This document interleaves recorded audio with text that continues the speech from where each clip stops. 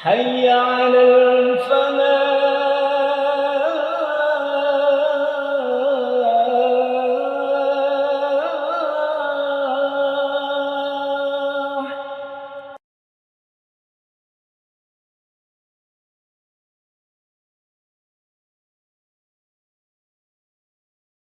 Bismillahirrahmanirrahim.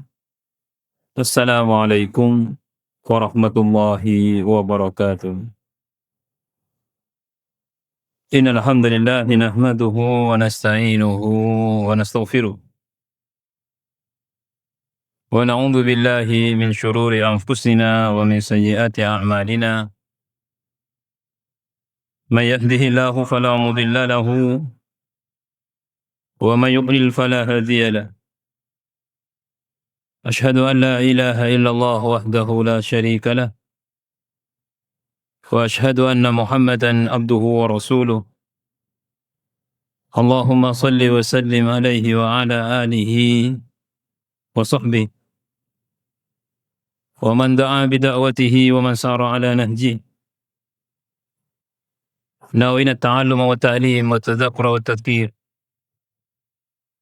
والنفع والانتفاع والإفادة والاستفادة والحث على التمسك بكتاب الله وسنة رسوله والدعاء إلى الهدى والدلالة على الخير ابتغاء وجه الله ومرضاته وقربه وثوابه سبحانه وتعالى. أما بعد. Jamaah salat zuhur Masjid Al-Falah yang dirahmati Allah, alhamdulillah wa syukurillah. Pada siang hari ini kita mendapatkan nikmat dari Allah. Bisa melaksanakan salat zuhur dengan berjamaah. Alhamdulillah wa syukurillah. Kita mendapatkan taufik dari Allah melanjutkan kajian mimbar zuhur dengan tema motivasi Al-Quran. Insyaallah pembahasan seputar Al-Quran hujjah bagi orang yang beriman. Kita sering mendengar doa yang dibaca setelah membaca Al-Quran. Allahumma arhamna bil Quran waj'alhu lana imaman wa nuran wa huda wa rahmah. Allahumma dzakirna minhuma nasina wa 'allimna minhuma jahilna. Warzuqna tilawatahu ana al-laili wa atrafan nahar waj'alhu lana hujjatan. Kita mohon kepada Allah Al-Quran itu menjadi hujjah untuk kebaikan kita. Ini berdasar kepada hadis Nabi SAW yang diriwayatkan oleh Abu Malik Al-Ash'ari radhiyallahu anhu, diriwayatkan oleh Imam Muslim. Nabi SAW bersabda, "At-tuhuru syatrul iman, walhamdulillahi tamla'ul mizan, fasubhanallahi walhamdulillahi tamla'ani atau tamla'u ma baina as-samawati wal ard, was-salatu nur, was-sadaqatu burhan, was-sabru diya." Kemudian di akhir hadis ini Nabi SAW bersabda, "Wal Qur'anu hujjatun laka au alaika." Nabi SAW bersabda, Al-Quran itu hujjah bagimu atau atasmu. Di sini ada laka au alaika. Adalah dua kalimat yang maknanya berlawanan. Kalau Quran menjadi hujjatun laka atau lana, itu tanda keselamatan. Naudzubillah kalau menjadi hujjatun alaika atau alaina, ini kecelakaan. Nabi mengatakan, Quran itu bisa menjadi hujjah bagimu, kamu menjadi selamat, bahagia, tapi juga bisa menjadi hujjah atasmu, kamu tidak selamat. Wal Qur'anu hujjatun laka au alaika. Nah, yang kita inginkan adalah Quran ini menjadi hujjah kita sehingga kita menjadi orang yang selamat. Dalam pembahasan ini ada beberapa hal yang harus kita perhatikan dan kita upayakan. Tentunya kita, khususnya yang sudah bisa membaca Al-Quran, sering membaca Al-Quran, atau yang sudah bisa mengkaji Al-Quran, sering menemukan pelajaran-pelajaran dalam Al-Quran. Nah, apa upaya kita supaya Al-Quran ini menjadi sebab kita selamat? Yang pertama, di sisa usia kita ini, kita harus menata diri dan belajar untuk menyambut Al-Quran. Saya ulangi, setiap waktu kita membaca Quran, setiap waktu kita mendengar Quran dibaca. Kalau di salat jahriyah misalkan maghrib, isya, subuh, bimbing hati kita ini untuk menyambut ayat-ayat Quran itu. Bimbing. Jangan sampai lalai. Ini tahapan pertama. Kalau sholat, ini dari sholat dulu. Imamnya baca apa kadang nggak paham nih. Ya nggak paham artinya maklum lah, karena kita kebanyakan orang awam.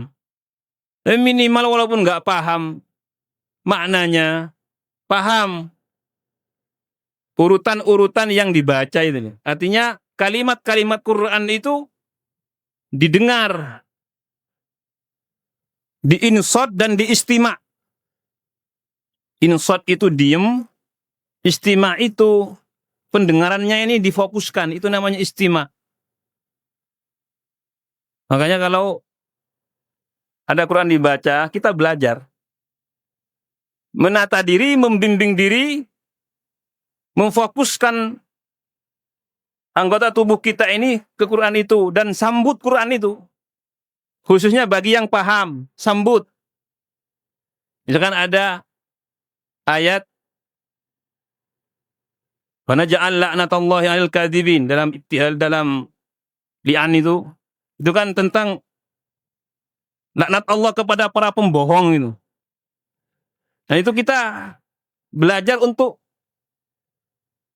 mengiyakan. Iya, begitu. Jangan lakukan ini. Siap. Begitu. Sam'an wa ta'atan itu mengiringi setiap apa yang disampaikan oleh Al-Quran. Saya pernah menyampaikan satu cerita tentang taubatnya seorang ulama besar, yaitu Fudail bin Iyad.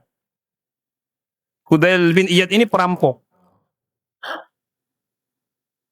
Jadi beliau itu suka merampas barang milik orang. Ya intinya penjahat lah. Penjahat dia. Dan dia penjahat besar. Hanya dia itu punya keilmuan, dalam arti dia Al-Quran itu paham, tapi nakal nih. Nah ini ada begitu. Tahu ilmu tapi nakal. Termasuk Fudail bin Iyad. Suatu ketika dia seperti biasa akan merampok, akan mencuri di satu rumah. Ketika dia sudah memanjat tembok itu, Dia mendengar ayat-ayat Al-Quran dibaca. Ayatnya, alam ya'ni lilladzina amanu an takhsha'a qulubuhum li dzikrillah. Belumkah datang waktunya bagi orang yang beriman tunduk hati mereka mengingat Allah? Wa ma nazala minal haqqi, dan apa yang turun dari kebenaran itu.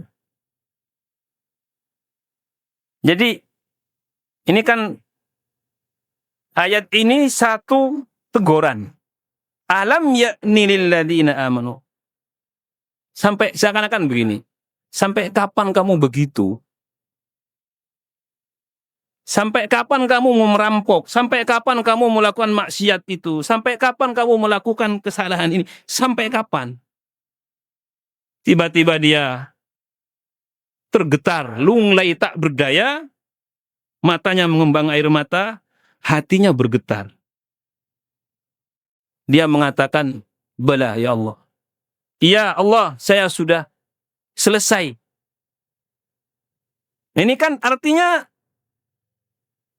dia belajar menyambut. Tentunya beliau ini, karena orang paham, hanya menempuh jalan yang tidak benar.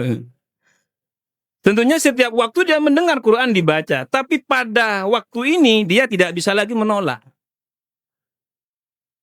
Jadi orang begini ini, nggak langsung begitu, nggak bisa. Sebenarnya dia sudah sering mendengar. Sampai pada waktunya dia menyambut dengan benar. Sudah selesai, sampai sekarang sudah selesai. Suatu ketika ada orang soleh mendengar ayat-ayat tentang larangan-larangan Allah. Ketika setiap mendengar larangan-larangan Allah itu dia geleng-geleng kepala. Kenapa? Karena menyambut Quran. Karena larangan-larangan ini akan berakibat kepada siksa. Sehingga hatinya menyambut nasihat-nasihat yang datang dari Al-Quran.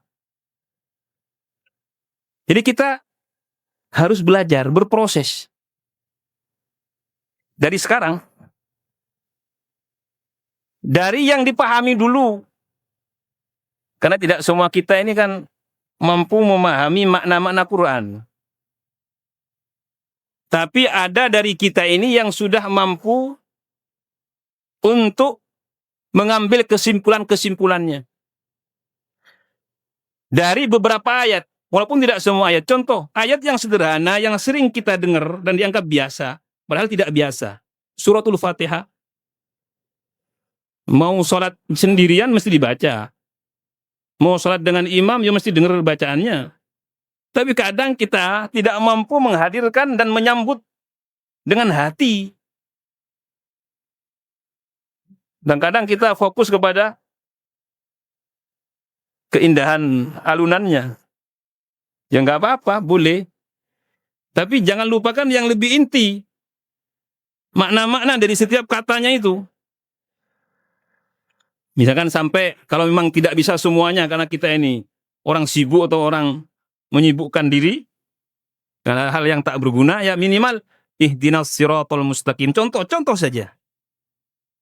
Ihdinas siratal mustaqim.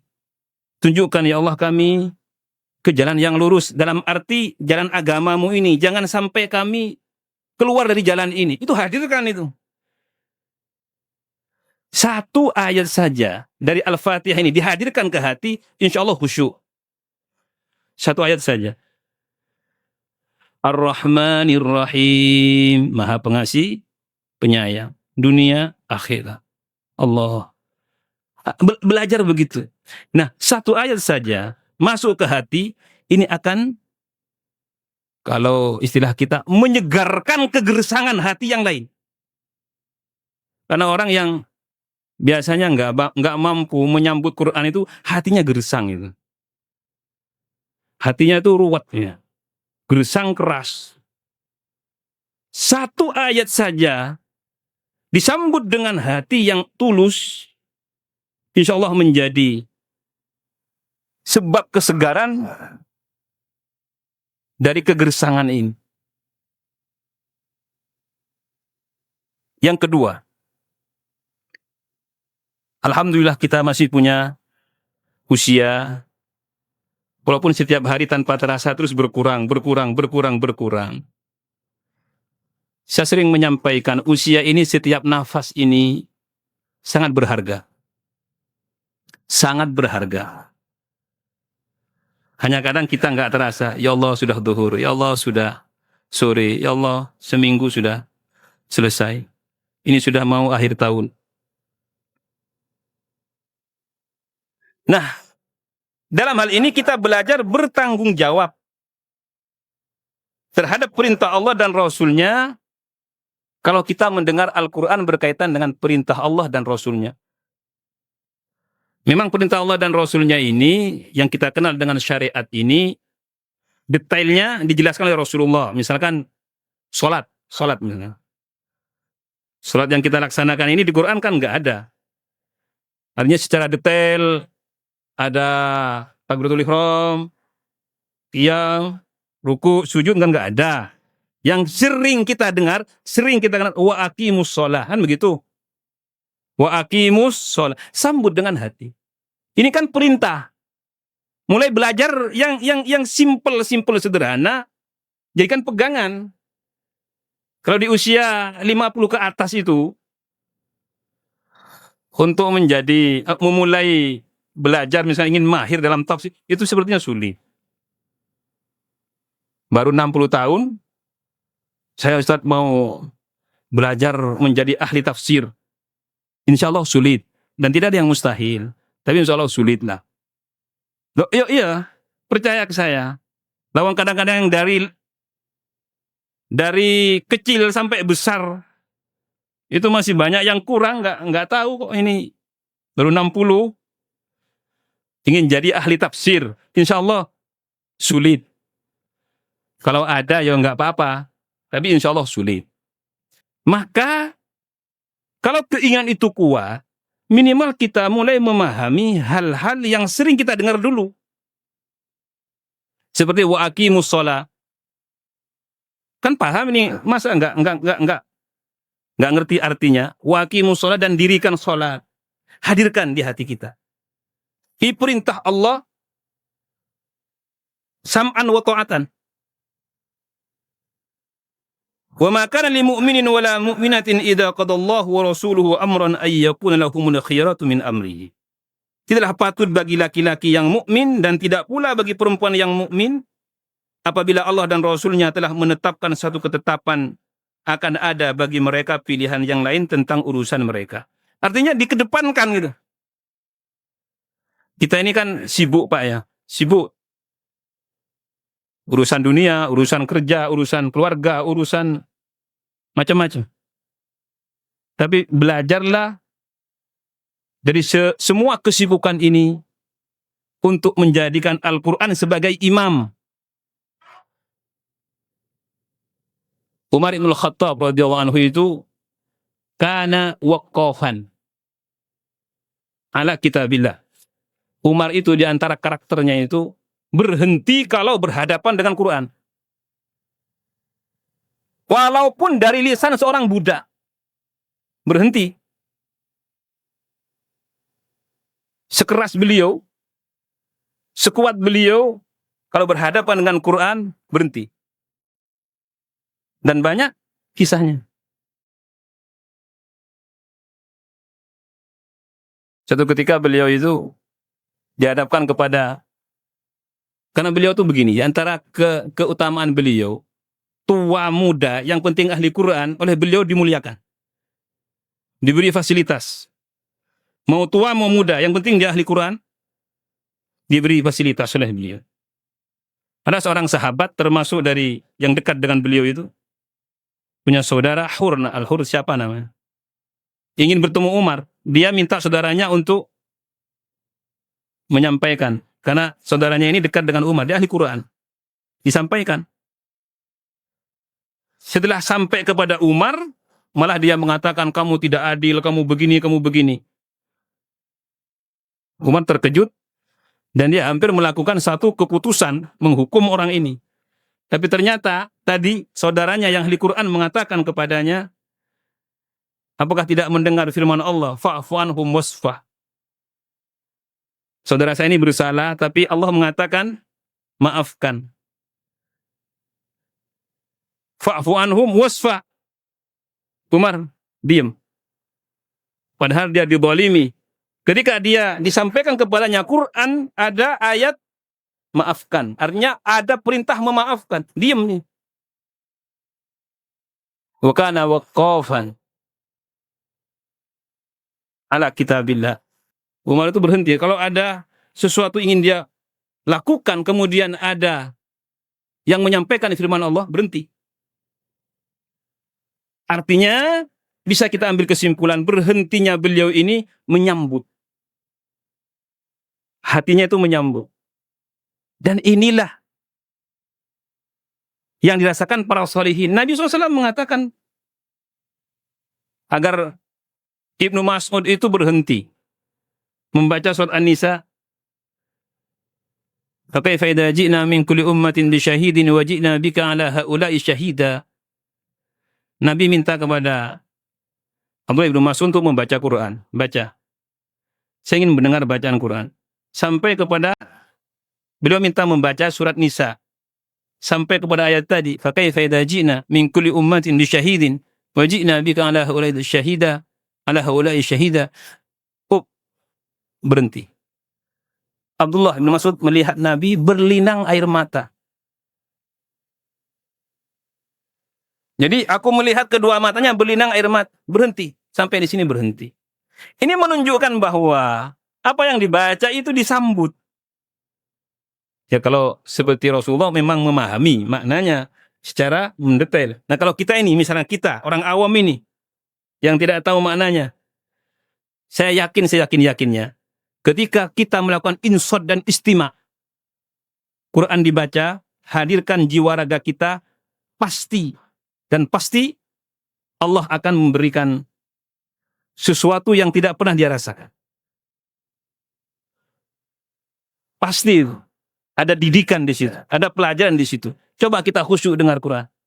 Ada pelajaran di situ. Allah yang mengajarkan. Karena Quran itu mau dibaca orang alim atau orang tidak alim tetap ibadah. Setiap hurufnya itu mengandung 10 kebaikan. Mau paham maknanya, mau nggak paham tetap dapat. Nah, kebaikan ini akan mengalirkan pelajaran-pelajaran dalam hidup. Muncul inspirasi, solusi-solusi yang baik tentunya, yang baik karena sumbernya Quran. Yang nggak baik itu kalau sumbernya hawa nafsu, ambisi, kepentingan pribadi. Nah ini yang nggak baik. Kalau Quran sumbernya semuanya baik. Mudah-mudahan Allah Subhanahu wa Ta'ala menjadikan kita semakin memahami mukjizat yang masih ada di tengah-tengah kita ini, bahwa Quran itu sangat bernilai, sangat mulia. Dan insya Allah mudah-mudahan kelak kita akan dipertemukan dengan Al-Quran menjadi pembela, menjadi sebab kita dapat syafaat. Amin ya rabbal alamin. Subhanakallahumma bihamdika asyhadu an la ilaha illa anta astaghfiruka wa atubu ilaik. Wal 'afwu minkum. Wassalamu alaikum warahmatullahi wabarakatuh.